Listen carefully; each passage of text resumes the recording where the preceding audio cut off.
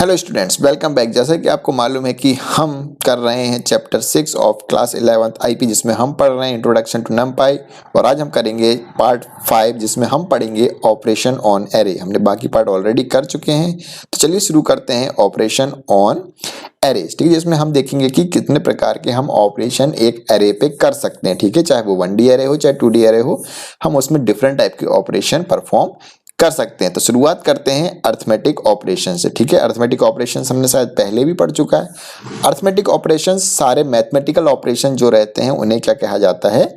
Arithmetic operation. जैसे कि addition, subtraction, multiplication, division और मॉड्यूलस। ठीक है, ये सारे क्या कहलाते हैं? Arithmetic operation. और यही सारे अरिथमेटिक ऑपरेशंस हम किस पे परफॉर्म कर सकते हैं? एरे पे। ठीक है, तो एरे हमने ऑलरेडी पढ़ चुका है, किस तरीके से हम डिक्लेयर करते हैं, किस तरीके से उनमें एलिमेंट देते हैं। ठीक है, अब हम उनको सीखेंगे कि हम किस तरीके से दो एरे को ऐड कर सकते हैं, दो एरे को सब्ट्रैक्ट कर सकते हैं। ठीक है, दो एरे के बीच में मल्टीप्लिकेशन कर सकते हैं, उनका डिवीजन कर सकते हैं, या दो एरे का हम मॉड्यूलस कैसे निकाल सकते हैं। तो इसमें हम पढ़ेंगे arithmetic operation.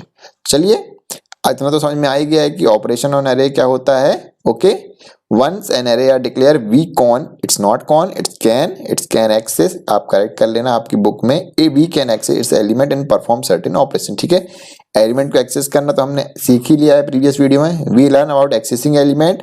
This section describe multiple operation that can be applied on array. ठीक है, जो मैंने अभी बोला वो सारी चीज इसमें लिखी हुई है। तो चलिए पहले ऑपरेशन पे आते हैं, जो कि है अरिथमेटिक। ठीक है, अरिथमेटिक मतलब एडिशन, सब्ट्रैक्शन, मल्टीप्लिकेशन और डिवीजन कैसे होता है वह हम किसके अंदर करते हैं? Arithmetic operation. तो सीधे एग्जांपल पे आ जाते हैं। एरे 1 में हमने लिखा है np.array, जिसमें हमने कौन कौन से एलिमेंट लिए हैं? 3, 6 और 4, 2। ठीक है, ये रो और कॉलम में ये अरेंज हो जाएंगे सेम। एरे 2 में हमने क्या लिखा है? 10, 20 पहली लिस्ट में, और दूसरे एलिमेंट में क्या लिखा है? 15, 12, यानी कि 15, 12। अब मान लो कि हमें इनको क्या करना है? प्लस करना है। ठीक है, ये दो हमारे एरे दिख रहे हैं, एरे 1 और एरे 2। हम चाहते हैं कि ये जो एलिमेंट्स हैं ये क्या हो जाएं? प्लस हो जाएं। प्लस मतलब क्या होंगे? जुड़ना चाहिए। ये जो एलिमेंट्स हैं, ये जो नंबर्स लिखे हमने, इनको हमको जोड़ना है। तो हम कैसे करेंगे? ये देखिए, एलिमेंट वाइज एडिशन। ठीक है, क्या लिखेंगे? Array 1 plus array 2। सिंपल सा, जैसे हम जोड़ते हैं नॉर्मल, वैसे ही हम सिर्फ बीच में प्लस लगा देंगे और दोनों एरे का नाम लिख देंगे, तो वह जुड़ जाएंगे। ठीक है, तो क्या आएगा आंसर? 13, 26, 19 और 14। ठीक है, मैं पीछे जाके बताता हूँ। Page up. ठीक है, क्या लिखा? 13 क्यों आया? देखो, इसका पहला एलिमेंट क्या था? 3 एरे 1 का, और इसका क्या था? 10। तो ये 3 और 10 जुड़ गया तो कितना आ गया? 13। सेम इसका दूसरा एलिमेंट क्या है? 6, और ये 20, तो 26 हो गया। 14 और 5 इसके पहले पहले एलिमेंट जुड़ गए, और इसके इतने इतने। तो इसलिए हमारा क्या आया रिजल्ट? 13, 19, 26 और 14। ठीक है, तो इस तरीके से हम दो एरे को जोड़ सकते हैं। सेम टू सेम क्या परफॉर्म होगा? सब्ट्रैक्शन, यानी कि हम प्लस की जगह यदि माइनस लिख देंगे तो क्या होगा? हमारे एरे सब्ट्रैक्ट हो जाएंगे, मतलब कि एरे 1 में से एरे 2 के एलिमेंट सब्ट्रैक्ट हो जाएंगे। तो सेम बात है, 10 में से क्या होगा?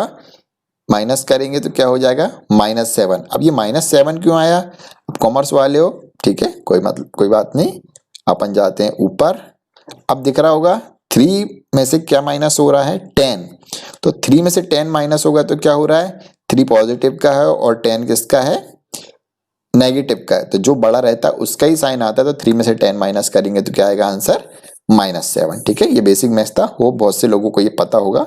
एक जनरल आइडिया के लिए मैंने फिर से बता दिया। ठीक है, तो इसलिए ये -7 आया है। तो जब भी हम छोटे में से बड़े को माइनस करेंगे तो क्या होगा?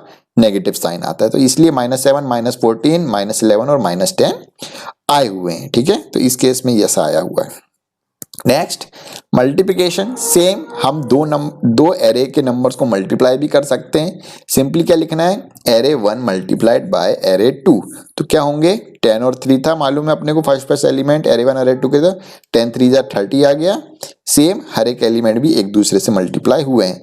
हमेशा याद रखना है, जो सीक्वेंस में लिखे हैं वैसे ही वो मल्टीप्लाई होंगे। मतलब इसका पहले एरे का पहला एलिमेंट दूसरे एरे के पहले एलिमेंट से ही मल्टीप्लाई होगा। सेम, दूसरे पहले एरे का दूसरा एलिमेंट दूसरे एरे के दूसरे एलिमेंट से ही मल्टीप्लाई होगा। सेम एडिशन में भी यही होगा, सेम सब्ट्रैक्शन में भी यही होगा। अब दूसरा क्या होता है? Matrix multiplication. ठीक है, ये दूसरा टाइप का क्या होता है? Matrix multiplication. इसमें क्या हो रहा है? मैट्रिक्स टाइप से मल्टीप्लाई होते हैं, ठीक है। जैसा कि मैट्रिक्स का मल्टीप्लिकेशन होता है उस तरीके से मैट्रिक्स मल्टीप्लिकेशन मतलब कि वापस मैं अपने एग्जाम्पल पे आता हूँ, ठीक है। क्या लिखा हुआ है 3, 10 और ये कितना लिखा है 4 और 15। तो होगा क्या कि ये एक मैट्रिक्स लेगा और मैट्रिक्स का जिस तरीके से मल्टीप्लाई होता है वैसा मल्टीप्लाई होगा। पहले रो कॉलम से मल्टीप्लाई होती है, फिर जितने भी एलिमेंट रहते हैं उसमें क्या होता है पूरी की पूरी रो दूसरे एरे के पूरे कॉलम से मल्टीप्लाई होता है। सेम इसकी पूरी की पूरी रो दूसरे उसके पूरे के पूरे कॉलम से मल्टीप्लाई होता है, ठीक है। ये सब 10th तक में आपने पढ़ा होगा शायद मैट्रिक्स में, मैट्रिक्स यूनिट है होती है, शायद 11 12th को 11th में भी होती है। तो इस तरीके से आप तो कॉमर्स वाले हो शायद, तो इतने डीप में जाने की जरूरत नहीं है। मैट्रिक्स मतलब रो और कॉलम वाइज मल्टीप्लिकेशन होता है, उसे क्या कहते हैं मैट्रिक्स मल्टीप्लिकेशन, ठीक है। तो यदि आपको पढ़ना हो तो आप अलग से किसी भी मैथ्स वाले स्टूडेंट से पढ़ सकते हैं या मुझे कमेंट में बता सकते हैं, मैं अलग से मैट्रिक्स मल्टीप्लिकेशन एक्सप्लेन कर दूंगा, ठीक है। यहाँ पे वीडियो लेंथी हो जाएगी इसलिए मैं नहीं बता रहा हूँ। सेम एक्सपोनेंशन, क्या होता है एक्सपोनेंशन, हमने ऑलरेडी देखा था कि हमको किसी भी एलिमेंट को एक्सपोनेंट करना है मतलब उसकी पावर निकालनी, तो हम क्या लिख देते थे डबल स्टार। सेम हमें हर एक एलिमेंट को कुछ पावर देनी है तो हम क्या लगा सकते हैं डबल स्टार, ठीक है। तो क्या लिखेंगे एरे 1 डबल स्टार 3, तो क्या होगा हर एक एलिमेंट कितने बार मल्टीप्लाई होगा अपने आप में 3 बार। तो हमको मालूम है एरे 1 का फर्स्ट एलिमेंट कितना था 3 कितने बार मल्टीप्लाई होगा 3 इंटू 3 इंटू 3 यानी कि 3 3 जा 9 9 3 जा 27। इसी तरह जो बाकी एलिमेंट थे वो भी कितने बार मल्टीप्लाई हो जाएंगे 3 बार। पावर का मतलब ही क्या होता है उसी नंबर का उतनी बार मल्टीप्लाई करना, ठीक है। तो ये होता है एक्सपोनेंशियल। सेम डिवीजन, ठीक है, डिवाइड हो जाएंगे नंबर, अपन को बस क्या लिखना है एरे 2 डिवाइडेड बाय एरे 1। तो एरे 2 के एलिमेंट ऊपर लिखेंगे, एरे 2 के एलिमेंट नीचे लिखेंगे, तो वो डिवाइड होके क्या हो जाएंगे इस तरीके का कुछ आ जाएंगे। पॉइंट्स में आएगा आंसर तो इस तरीके से पॉइंट में लिखे जाएंगे, और यदि इंटीजर में आएगा तो इंटीजर आंसर आ जाएगा, ठीक है। तो सेम डिवीजन भी वैसे ही के वैसे ही है, ठीक है। सेम नंबर ही डिवाइड हो रहे हैं, बस हो क्या रहा है एरे 1 का एलिमेंट एरे 2 के एलिमेंट से डिवाइड हो रहा है, या एरे 2 का एलिमेंट एरे 1 के नंबर से डिवाइड हो रहा है। जिस तरीके से हम डिवीजन लिखेंगे, यदि हमने लिखा है एरे 2 डिवाइडेड बाय एरे 1 तो एरे 2 का एलिमेंट एरे 1 के एलिमेंट से डिवाइड हो जाएगा, और सीक्वेंस वही चलेगा कि 2 का 2 के साथ मतलब एरे 1 का फर्स्ट एलिमेंट एरे 2 के ही फर्स्ट एलिमेंट के साथ डिवाइड होगा, ठीक है। एरे 1 का सेकंड एलिमेंट एरे 1 के सेकंड एलिमेंट से, मतलब जो पहले नंबर पे यहाँ लिखा है वहां जो दूसरे एलिमेंट दूसरे एरे के में पहले नंबर पे लिखा है उन्हीं का डिवीजन होगा, ठीक है। सेम जो दूसरे नंबर पे लिखा है तो उसका डिवीजन दूसरे के ही साथ होगा। सेम हम क्या निकाल सकते हैं मॉडुलस। मॉडुलस पता है सबको, मॉडुलस में क्या करते थे यदि हम दो नंबर्स को डिवाइड कर रहे हैं तो उसका क्या आता है रिमाइंडर, ठीक है। मॉडुलस में क्या आता है हमारे पास रिमाइंडर। डिवीजन में तो क्या आ जाता है जो भी डिवाइड होके आया उसका क्या लिखा जाता है हमको कोशेंट, यानी कि पूरा डिवीजन का आंसर क्या आता है वो हमको मिल जाता है, ठीक है। लेकिन मॉड्यूलो में क्या होता है हम दो नंबर को यदि डिवाइड करते हैं तो उनका रिमाइंडर कितना बचा है वह आता है, ठीक है। तो रिमाइंडर ऑफ डिवीजन के लिए हम क्या यूज करते हैं मॉडुलस, यानी कि ये परसेंट साइन लगा देते हैं हम डिवाइड की जगह तो हमको रिमाइंडर आ जाता है। तो इसी तरह यदि हम डिवाइड कर रहे हैं नंबर को तो हमारे रिमाइंडर्स क्या क्या है 1 2 3 एंड 0, ठीक है। तो इस तरीके से हम क्या कर सकते हैं अरिथमेटिक ऑपरेशन परफॉर्म कर सकते हैं। कौन कौन से अरिथमेटिक ऑपरेशन अपन ने परफॉर्म किए एडिशन सब्ट्रैक्शन मल्टीप्लिकेशन, मल्टीप्लिकेशन में भी एक और हमने मैट्रिक्स मल्टीप्लिकेशन किया, एक्सपोनेंशन डिवीजन और element wise reminder of division, यानी कि हमको रिमाइंडर भी पता करना है तो वो भी किसके अंतर्गत आता है हमारा अरिथमेटिक ऑपरेशन, ठीक है।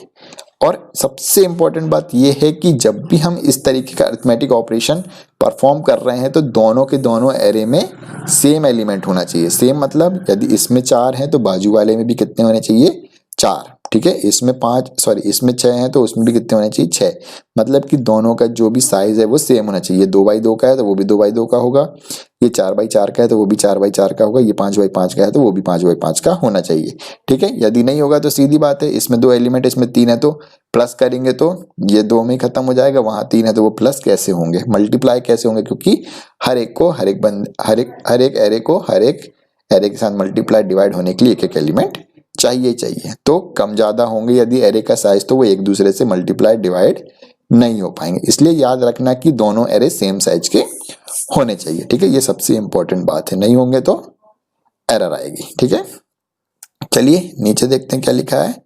नेक्स्ट है हमारा ट्रांसपोज। ठीक है, ये अलग ही टॉपिक है। अब ट्रांसपोज मतलब क्या होता है, अब हमें मालूम है एक एरे होता है, जैसे कि ये नीचे लिखा हुआ है एरे। ठीक है, एरे होता है। ठीक है, ये एरे बन गया। अब हमें कभी भी यदि हमको ऐसी जरूरत पड़ गई कि हमें जो रो में लिखी हुई चीजें वो कॉलम बन जाए और जो कॉलम में लिखी हुई चीजें हैं वो क्या बन जाए, रो, तो वह क्या कहलाता है, ट्रांसपोज। मतलब जितने भी एलिमेंट रो में लिखे होंगे वो अपने आप कॉलम में जाएंगे और जितने भी कॉलम में लिखे हुए एलिमेंट्स हैं वो क्या बन जाएंगे, रो। इसी मेथड को क्या किया जाता है, कहा जाता है ट्रांसपोज। ये भी 10th क्लास की मैथ्स में होता है। ट्रांसपोज निकालते हैं वो हम डायरेक्टली कोडिंग लगा के ट्रांसपोज निकाल सकते हैं। ठीक है, मैट्रिक्स ट्रांसपोज होता है। सेम वही का वही है कि हम रो को कॉलम बनाते हैं और कॉलम को रो बना देते हैं, किसको, एरे को। उसी को क्या कहा जाता है, मैट्रिक्स ट्रांसपोज। इसके लिए हमें कुछ नहीं करना है, ये तो एरे बनाने की मेथड है जो हमको आती ही है। इसके बाद हमको क्या करना है, सिंपल सा क्या लिखना है, एक लाइन लिखनी है जिसमें हमें लिखना है एरे 3 डॉट ट्रांसपोज। हमें क्या लिखना है, एरे 3 और डॉट ट्रांसपोज, मतलब जो भी एरे है उसका नाम और डॉट लगा के ट्रांसपोज फंक्शन। तो देख रहे होंगे क्या आ गया, 10 -7 0 और 20। ये कैसा लिखा आ गया, कॉलम में, मतलब कॉलम वाइज लिखा है। ठीक है, यदि मैं पेज अप करूं तो अभी देखो कैसा लिखा हुआ है, 10 -7 0 और 20 किस में लिखा हुआ है, रो में लिखा हुआ है, 10 -7 0 और 20। अब यदि मैं नीचे पेज में जाता हूं तो ये देखो कैसा हो गया, एरे 3 डॉट ट्रांसपोज करने के बाद 10 -7 0 और 20 ये कैसा लिखा आ गया हमारे पास, कॉलम वाइज लिखा होगा। ठीक है, इसी को क्या कहा जाता है, कॉलम। मतलब कि जो भी एलिमेंट रो में लिखे थे वो कॉलम में आ गए और जो भी कॉलम में थे वो कैसे हो गए, रो में आ गए। ठीक है, रो को कॉलम बनाना और कॉलम को रो बनाने को ही क्या कहा जाता है, ट्रांसपोज। और ट्रांसपोज करने के लिए कुछ भी नहीं करना है, एरे का नाम लिखना है और डॉट ट्रांसपोज नाम का फंक्शन लिख देना है, तो वो ऑटोमेटिकली ट्रांसपोज हो जाएगा। ठीक है, चलिए नेक्स्ट टॉपिक पे आते हैं जिसको कहते हैं सॉर्टिंग। सॉर्टिंग भी मैंने बहुत बार बता चुका है। सॉर्टिंग मतलब होता है जमाना। क्या होता है सॉर्टिंग मतलब, जमाना। ठीक है, जमाना मतलब असेंडिंग ऑर्डर या डिसेंडिंग ऑर्डर में किसी चीज को जमाना रहता है तो वो क्या कहलाता है, सॉर्टिंग। अब एरे हमको मालूम है, सेम एरे ले लेते हैं या कोई भी एरे 4 लिया है। ठीक है, एनपी एरे हमने क्या बनाया है, 1 0 2 -3 6 4 6 8 4 7 ये एलिमेंट्स हैं। ठीक है, अब देख रहे होंगे कि आगे पीछे कैसे भी जमे हुए हैं। अब हमने इसके बाद वाली लाइन में क्या लिखा, एरे 4 डॉट सॉर्ट, मतलब जो भी एरे है डॉट लगा के सॉर्ट फंक्शन लिख दिया तो वो एरे क्या हो जाएगी, सॉर्ट हो गई। अब फिर से हमने एरे 4 को प्रिंट किया तो क्या आ गया, -3 0 1 2 4 6 8 7, यानी कि ये क्या हो गए, जम गए। जो मतलब कैसी भी थे नंबर्स वो कैसे जम गए, अब असेंडिंग ऑर्डर में। ठीक है, सबसे छोटा -3 फिर 0 फिर 1 2 3 4 5 6 ये असेंडिंग ऑर्डर में जम गए। ठीक है, ये तो हो गई हमारी 1D एरे की बात। अब देखते हैं कि 2D एरे में किस तरीके से जमते। इन 2D array sorting can be done along either of the axis. ठीक है, या तो हम रो वाइज जमा सकते हैं या फिर column wise. By default sorting is done row wise, और यदि हम कुछ नहीं देते हैं तो ऑटोमेटिकली किसके हिसाब से जमते हैं, रो के हिसाब से। हमेशा कैसे जमेंगे, रो वाइज जमेंगे, यानी कि एक्सिस 1। ठीक है, हमेशा याद रखना एक्सिस 1 कैसे होता है, एक्सिस 1 को हम क्या बोलते हैं, row. When axis 0 sorting is done column wise which means each column is sorted in ascending order. ठीक है, अब देखते हैं कि आखिर ये चलता कैसे। सेम एरे 4 ले लिया, एरे 4 में कुछ एलिमेंट है 10 -7 0 40 और 5 1 240 और 31 -1 और 4। ठीक है, अब हमने क्या किया, इसको क्या कर दिया, ये एरे 4 को प्रिंट किया तो देखो इस तरीके कुछ एरे बन गया हमको। ठीक है, अब हम इसको कर रहे हैं रो वाइज सॉर्ट। तो रो वाइज में हमको पहले ही बता दिया कि हमें कुछ लिखने की जरूरत नहीं है, डायरेक्ट सॉर्ट लिखेंगे तो वो रो वाइज क्या हो जाएंगे, सॉर्ट हो जाएंगे। ठीक है, तो जैसे ही मैं लिखा एरो 4 डॉट सॉर्ट, अब ये 2D है तो ये रो के सारी रो हो जाएंगी, क्या हो जाएंगी, ये सॉर्ट हो जाएंगे। तो देखो पहले 10 था तो क्या हो गया, ये सेकेंड लास्ट पे पहुंच गया 10। ठीक है, मतलब एरे 4 डॉट सॉर्ट चलाने के बाद जब हमने एरे 4 लिखा तो नीचे देखो -7 फिर 0 फिर 10 फिर 20, मतलब ये जो रो है इसमें ये असेंडिंग ऑर्डर में जुड़ गए। सेम दूसरी रो भी क्या हो गई, असेंडिंग ऑर्डर में जुड़ गई, और तीसरी रो भी क्या हो गई, असेंडिंग ऑर्डर में जम गई। ठीक है, कुछ भी नहीं है, सेम टू सेम चीजें लगाई हैं। उसमें एक ही रो होती थी तो वो जम जाती थी, और यदि 2D एरे है तो वो सारी की सारी रो क्या हो जाएंगी, असेंडिंग ऑर्डर में जम जाएंगे, यानी कि बढ़ते क्रम में जम जाएंगे, मतलब कि सबसे छोटा पहले नंबर आएगा और सबसे बड़ा सबसे आखिरी में आएगा। कैसे? रो वाइज, ठीक है, हर एक रो में, ठीक है। अब आते हैं एरे 5। अब एरे 5 में हमको क्या करना है? कॉलम वाइज सॉर्ट करना है, तो हमको कुछ ना कुछ तो लिखना पड़ेगा, क्योंकि डिफॉल्ट में तो अपने आप हो जाता है। तो एक जरा सी चीज लिखनी पड़ती है। सॉर्ट फंक्शन के अंदर हम क्या लिख देते हैं? Array 5 dot sort axis equal to 0। हमने कैसे लिखा? एक्सिस इक्वल टू 0, यानी कि हमको कॉलम वाइज सॉर्ट करना है। यदि एक्सिस इक्वल टू 1 होता तो क्या होता है? Row wise. लेकिन हमें एक्सिस इक्वल टू 1 लिखने की जरूरत नहीं है, क्योंकि बाय डिफॉल्ट वो रो वाइज ही सॉर्ट करता है। लेकिन हमें कॉलम वाइज सॉर्ट करना रहेगा कभी भी, तो हम उसमें क्या लिखेंगे? एक्सिस इक्वल टू 0, मतलब 0 एक्सिस में हमको क्या करना है? सॉर्ट। तो जैसे ही हमने array 5 dot sort axis equal to 0 लिखा और एरे 5 को प्रिंट किया, तो हमारे जो एलिमेंट्स थे वो कैसे जम गए?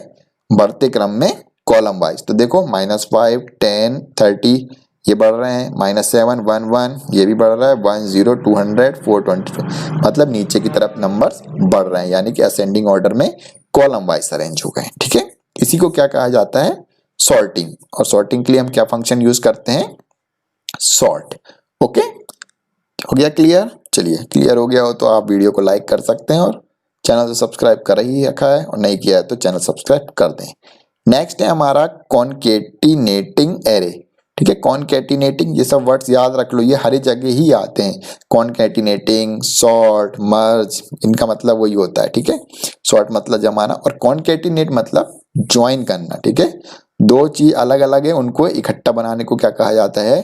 कॉन्केटिनेट। ये स्ट्रिंग में भी यूज होते हैं, बहुत सारी जगह पूरी कोडिंग में कॉन्केटिनेट। कहीं भी कॉन्केटिनेट आएगा तो समझ लो कि कोई भी दो चीज को जोड़ रहे हैं, ठीक है। अब जोड़ना और वो वाला जो अपना ऑपरेशन वाला जोड़ना, ये दोनों जोड़ना अलग होता है, याद रखना, ठीक है। वो तो अपना अरिथमेटिक ऑपरेशन होता है जिसमें 2 + 2 क्या हो गया? 4। लेकिन जब कॉन्केटिनेट होती है चीजें तो 2 और 2 को जोड़ेंगे तो वो 22 बनेगा, मतलब वो दोनों चीजें रहेंगी लेकिन वो जुड़ेगा, ठीक है, मतलब आपस में जुड़ जाएंगे। चलिए और एग्जांपल देता हूं और समझ में आ जाए। कॉन्केटिनेटिंग मींस जॉइनिंग 2 और मोर एरे, मतलब 2 या 2 से ज्यादा एरे को जोड़ेंगे तो उसको क्या कहा जाता है? कॉन्केटिनेटिंग। कॉन्केटिनेटिंग 1D array means appending the sequence one after another. 1D array में जोड़ना क्या कहलाता है?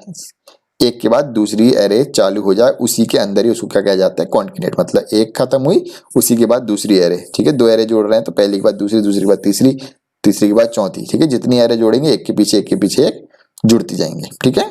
numpy डॉट कॉन्केटिनेट हम क्या यूज करते हैं इसमें? कौन सा फंक्शन? numpy dot concatenate. अब हम देख लेंगे किस तरीके से होते हैं कॉन्केटिनेट, ठीक है। numpy dot concatenate function can be used to concatenate 2 और more 2D arrays either row wise और कॉलम वाइज, ठीक है।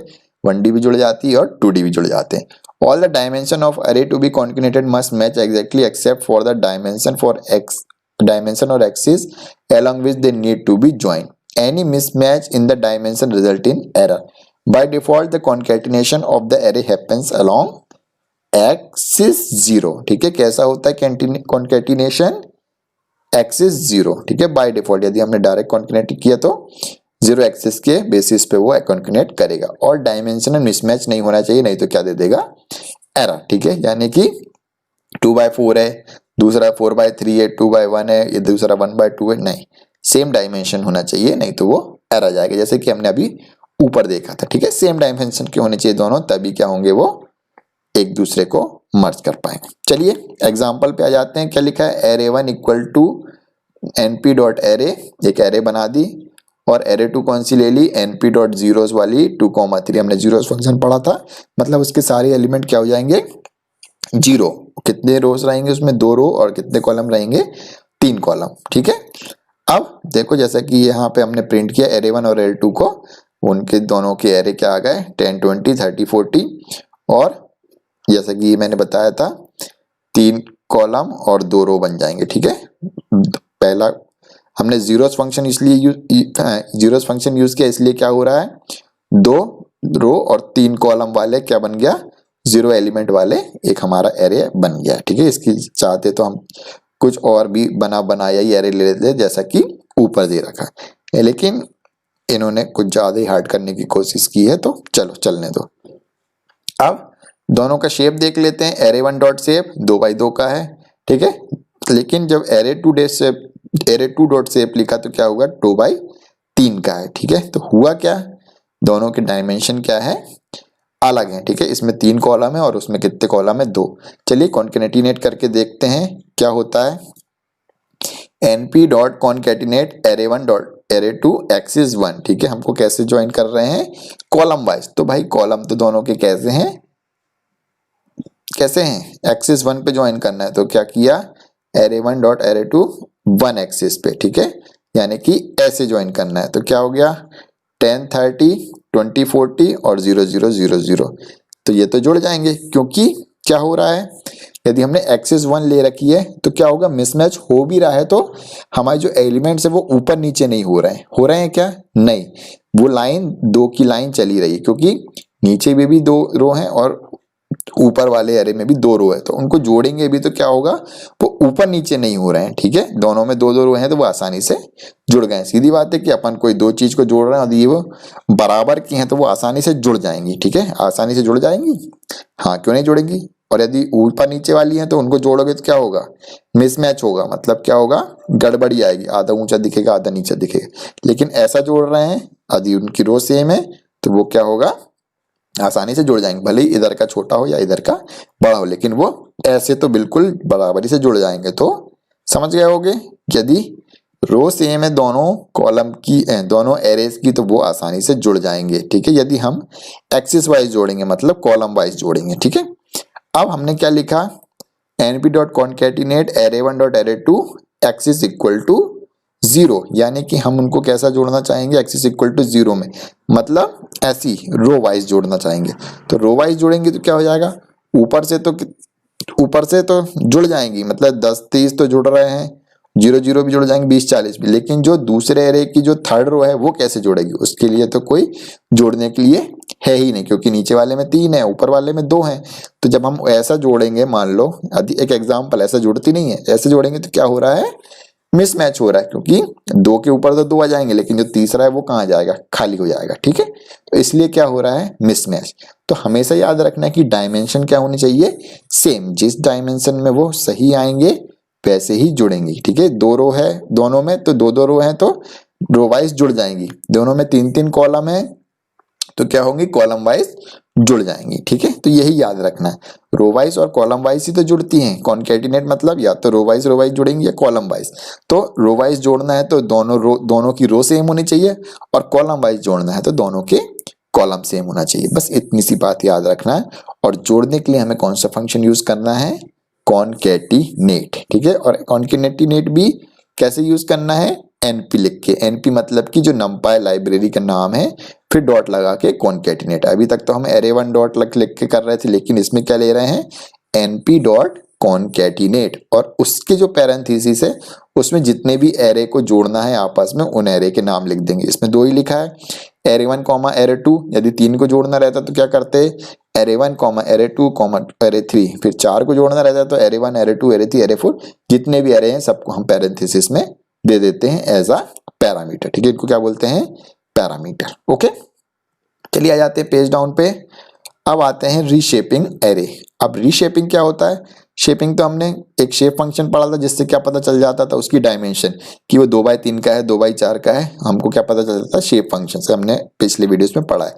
अब हम पढ़ रहे हैं रीशेप। रीशेप क्या करता है कि हमें मान लो कि किसी भी एरे का डायमेंशन चेंज करना है, तो उस डायमेंशन को चेंज करने के लिए हम क्या करते हैं, रीशेप फंक्शन। यानी कि किसी एरे में 2 रो है 3 कॉलम है, तो हम उसको चेंज करके बनाना चाहते हैं 3 कॉलम 2 रो, या 4 कॉलम 3 रो। ठीक है, मतलब हम उसका डायमेंशन चेंज करना चाहते हैं कि रो कॉलम की जो वैल्यूज है उनको चेंज करना चाहते हैं, तो उस केस में हम क्या करते हैं, रीशेप फंक्शन का यूज करते हैं। ठीक है, चलिए एग्जांपल में देख लेते हैं और क्लियर हो जाएगा। एग्जांपल 6.9 में एक एरे लिखा है, उसमें np डॉट अरेंज फंक्शन करके 10,22, मतलब एक एरे बना दिया जिसमें 10 से लेकर 21 तक के एलिमेंट्स आ गए हैं। किस फंक्शन को लिखने से, अरेंज फंक्शन। कौन सा फंक्शन यहाँ पे लिख रखा है, दिख रहा होगा, अरेंज। और अरेंज फंक्शन के द्वारा भी हम क्या कर सकते हैं, एरे बना सकते हैं, हमने पुरानी वीडियोस में देखा है। तो ये जब हमने एरे 3 को प्रिंट किया तो इसमें इतने एलिमेंट्स अपने आप आ गए, इन नंबर्स को हमको लिखने की जरूरत नहीं पड़ी। पेज डाउन पे जाते हैं। अब क्या किया हमने, एरे डॉट रीशेप 3,4। अब देखो जो पिछले जो एरे था हमारा क्या था, एक लाइन में लिखा हुआ, यानी कि ये 1D एरे था। ठीक है, इसमें क्या हो गया, एक ही रो है लेकिन कॉलम 0 है, तो ये क्या हो गया 1D। मैंने बताया था जो चीज ऐसी चलेगी सिंगल लाइन में वो 1D एरे रहता है, इसमें कोई 1 एक्सिस तो है नहीं, एक्सिस 0 पे ये सारे एलिमेंट, तो ये क्या है 1D।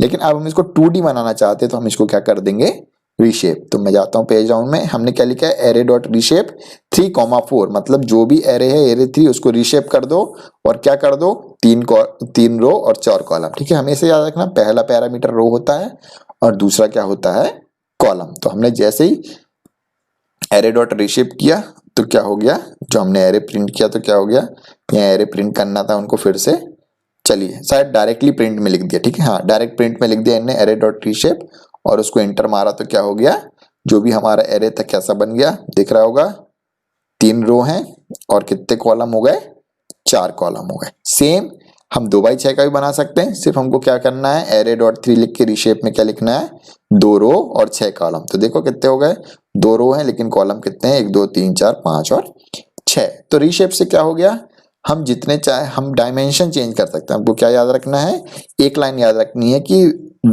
Reshape function is used to change the dimension. ठीक है, डायमेंशन मतलब कि रोस और कॉलम को, हमको नंबर ऑफ रोस और कॉलम को चेंज करना है तो हम कौन सा फंक्शन यूज करते हैं, रीशेप। और आसान भाषा में डायमेंशन चेंज करना है तो हम क्या यूज करते हैं, रीशेप। ठीक है, अब आते हैं हमारा नेक्स्ट टॉपिक जो कि है स्प्लिटिंग एरे।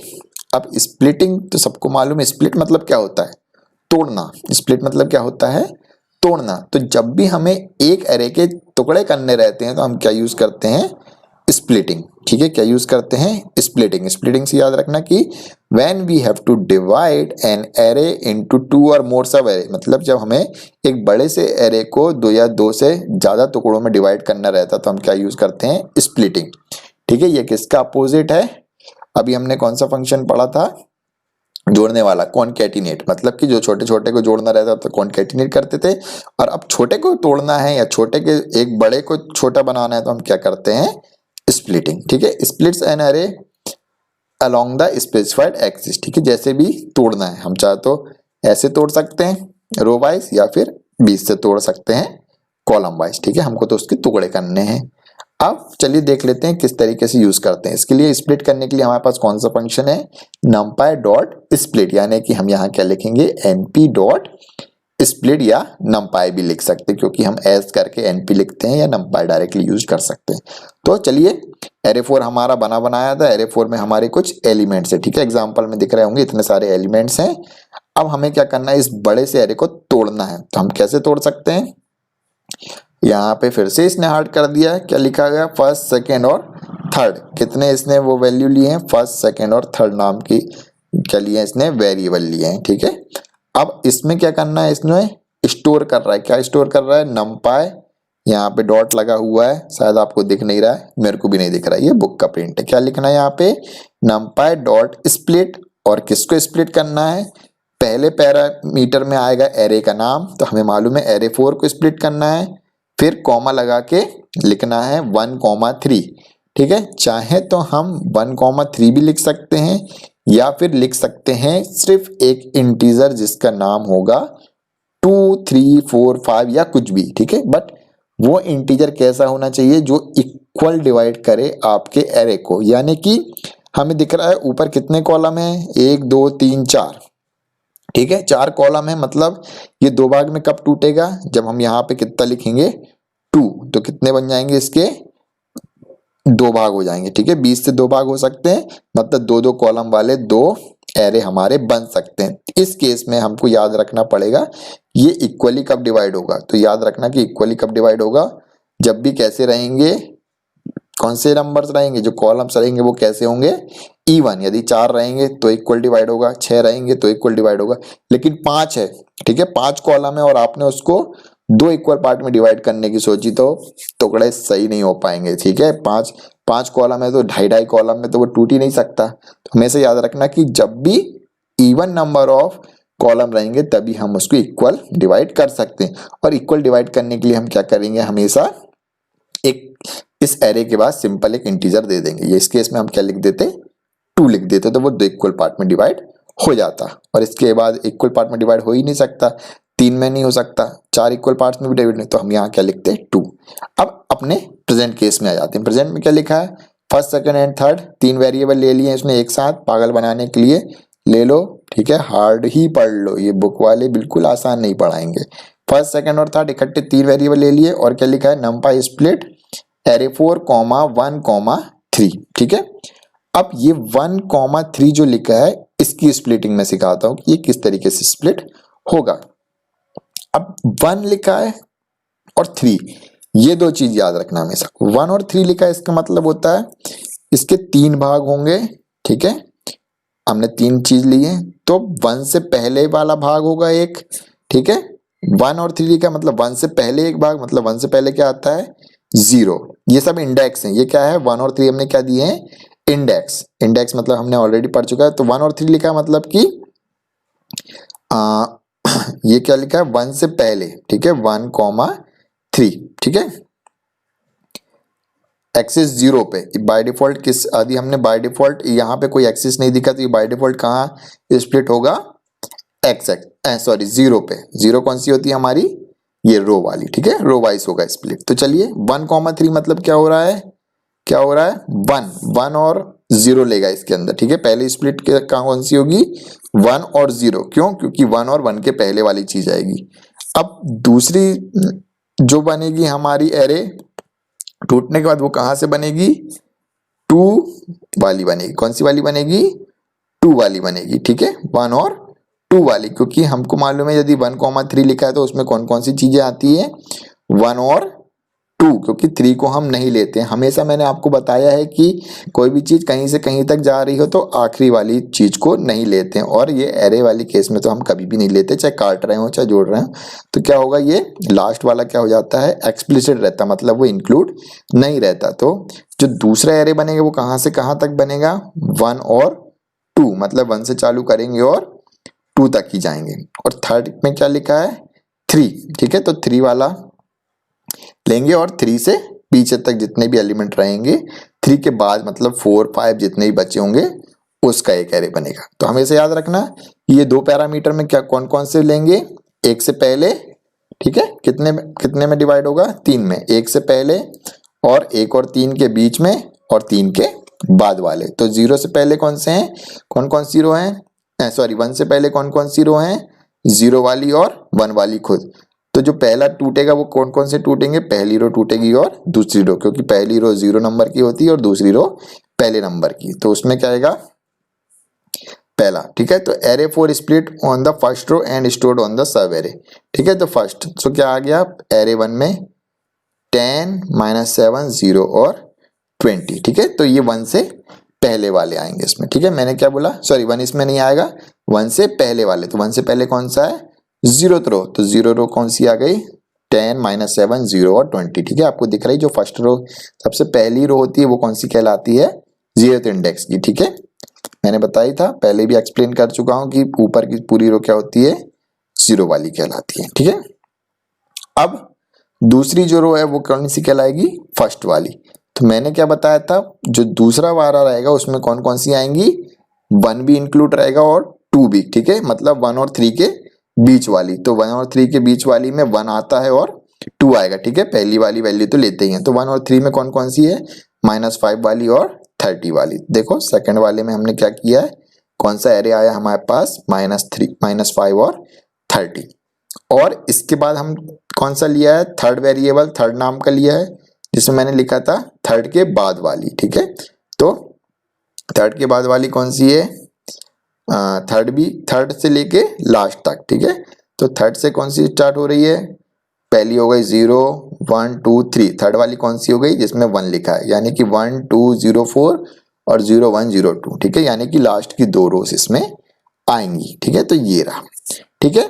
सिंपल सा कॉन्सेप्ट है। यदि 1, 3 लिखा है तो क्या होगा 1 से पहले वाली, 1 और 3 के बीच वाली जिसमें 3 इंक्लूड नहीं रहेगा, और 3 के बाद वाली और 3, मतलब कि जो शुरुआत हो रही है वहां वाला शुरुआत तो रहेगा लेकिन अंत वाला के पहले तक ही लेंगे, ठीक है। तो 3 से बाद वाली या 3 को लेके आखिरी तक जितनी बचेगी वो, ठीक है। तो थर्ड वाली हमें पता था और लास्ट तक कौन सी जा रही है, यही रो है। एक और रो होती तो वो भी इंक्लूड इसमें होती, क्योंकि थर्ड के बाद की हमको सारी लेना था। तो ये क्या कहलाता है, हमारा स्प्लिटिंग। ठीक है, आगे समझ में स्प्लिटिंग।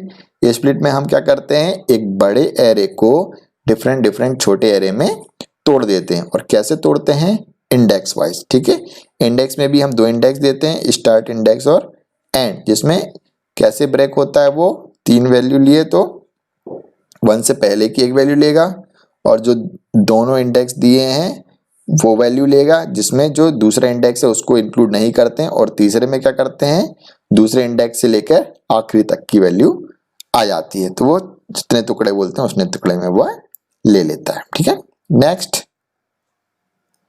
नेक्स्ट है, अभी हम कैसे तोड़ रहे थे, रो वाइज। अब कॉलम वाइज तोड़ना है तो हमको क्या लिखना पड़ेगा, उसमें एक और पैरामीटर लिखना पड़ेगा जिसमें बोलते हैं एक्सिस इक्वल टू 1। ठीक है, अब देखो कॉलम वाइज तोड़ना है या कॉलम वाइज स्प्लिट करना है तो हम क्या लिखेंगे, पूरी की पूरी चीज वैसी रहेगी, numpy dot split array 4 1,2 axis equal to 1। इसमें एक और पैरामीटर लिखा है एक्सिस इक्वल टू 1, यानी कि जो हमको तोड़ना है वो कॉलम वाइज तोड़ना। अभी ऐसा ऐसा तोड़ रहे थे, अब ऐसे खड़े में तोड़ेंगे। तो सीधी बात है, 1,2 मतलब 1 से पहले तो ये 0 वाला कॉलम आ जाएगा। ठीक है, फिर उसके बाद 1,2 ही लिखा है तो क्या हो रहा है, अब 1 के बाद वाला कौन है, 1 ही है, 2 इंक्लूड नहीं होंगे तो सेकंड में भी क्या आ रहा है, वही आ रहा है, वही का वही।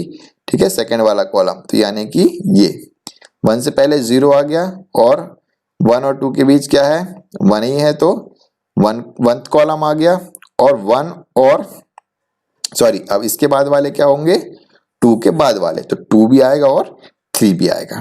ठीक है, तो ये क्या हो गया, सेकंड कॉलम भी आ गया और थर्ड कॉलम भी आ गया। आया समझ में, 1,2 लिखा है मतलब 1 से पहले वाला, मतलब ये 0th कॉलम आ गया।